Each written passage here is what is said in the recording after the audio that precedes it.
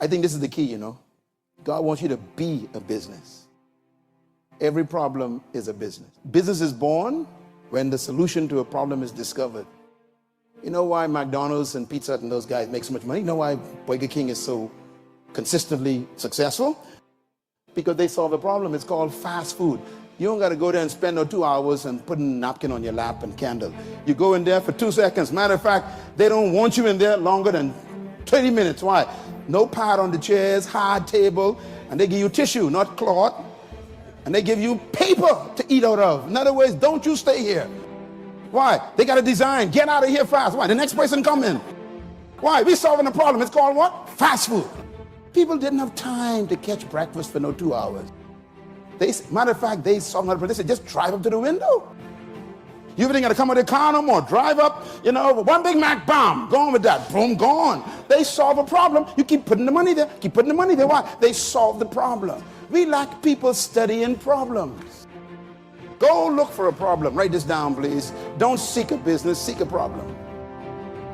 Adam, here's the garden. And it's full of oil, onyx, and there is water, there are trees. It's up to you to see them.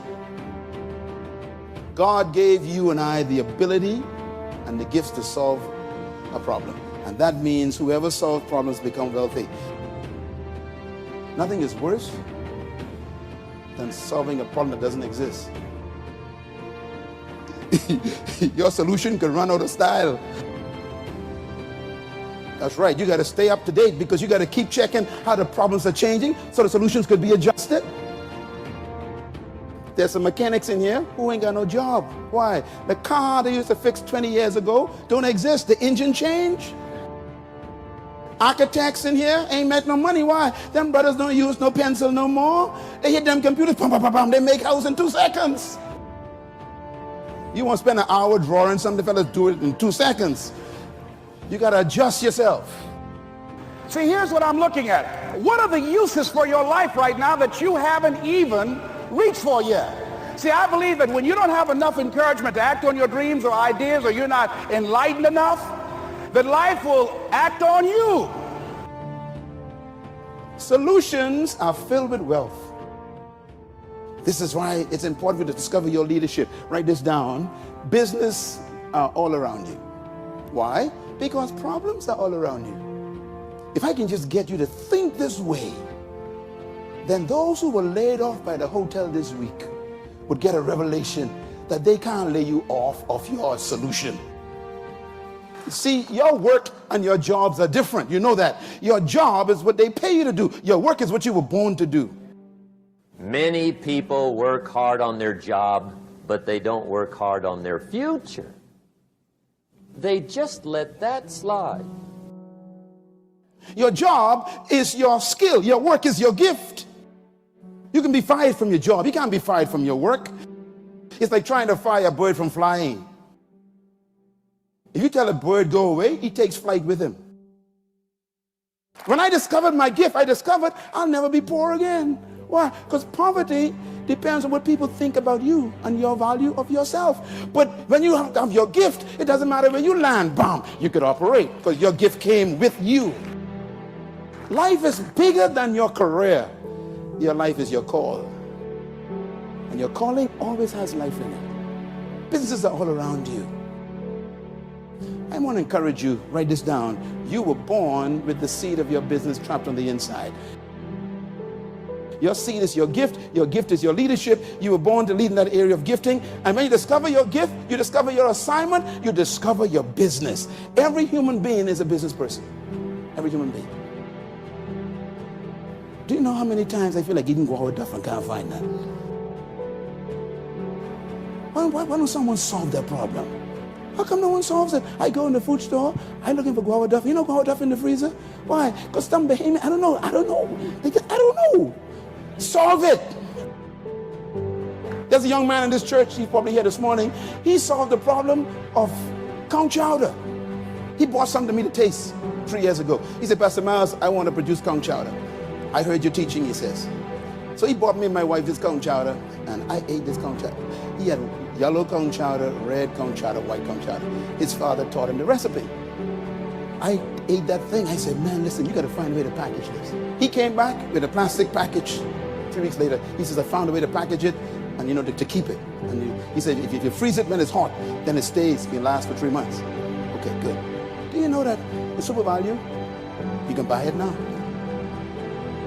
Frozen and hot. He solved the problem. I'm still trying to find boiled fish. Can anybody just package boiled fish for me, please? Man, when I go on these long trips, I'm looking for something hot and I'm ready to go. Just dump it in the pot, let's go. Y'all thinking? Yeah, man. And you could buy guava from the can now. You can't tell me out of the season. You can buy them in the can. You could fool us. Put it in the dough, let's go. Even the visitors looking for guava duff. Write this down, please. Whatever you were created to do and become, you possess it now. That means that whatever you were born to be is within you. God never places your future outside of you. Wherever you go, you carry it with you. Flight goes with the birds, swim goes with the fish, trees go with seeds.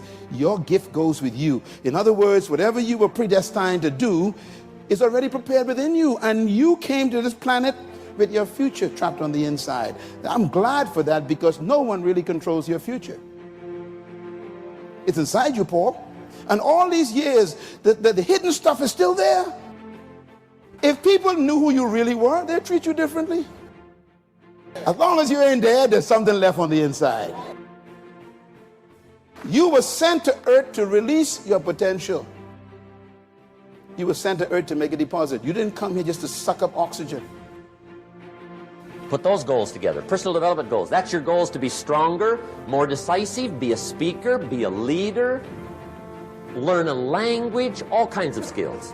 Okay. The whole weekend seminar was designed to improve all your skills so that you walk away more skillful.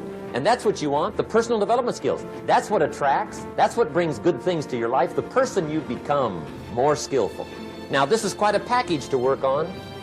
Economics, things, personal development. For tomorrow, this week, this month, this year, long range. Now, here's the simple formula for setting goals. It goes like this. A, work on your goals. That's step one. Work on them. And I put the word work there deliberately. Setting goals is plain hard work. I don't want to kid you. We haven't come here tonight to kid each other. And the work involved is making plans.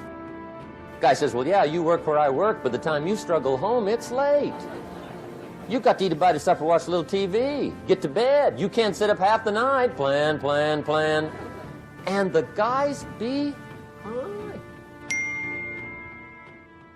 Receiving is automatic.